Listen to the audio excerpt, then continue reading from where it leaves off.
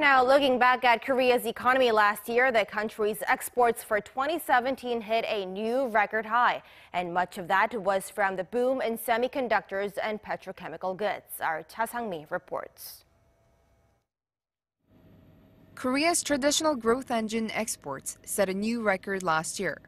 The Trade Ministry announced Monday that the country's total outbound shipments for 2017 jumped nearly 60% on-year to nearly 574 billion US dollars. That's the largest total amount for a single year since data was first compiled in 1956. Imports also surged 17.7% to a little over 478 billion. For the year, Korea posted a surplus of $95.8 billion, up from $89.2 billion in 2016. Shipments from Korea accounted for 3.6% of all global exports, bringing the country's ranking to 6th place from 8th the year before.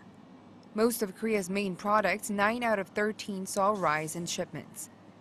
Semiconductors accounted for nearly 60% of the year's exports, followed by petroleum goods at over 30%, and then petrochemicals and chips.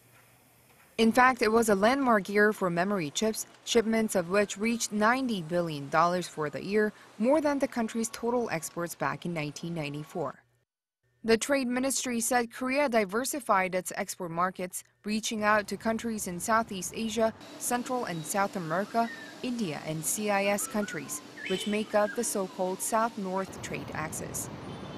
8 markets saw double-digit jumps. The highest was Vietnam at over 45%, followed by the CIS countries at nearly 35%.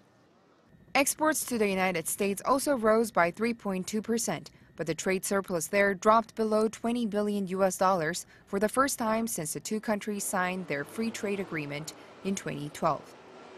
The decline is said to be due to weaker shipments in the automobile industry, which also led to decline in exports of car parts.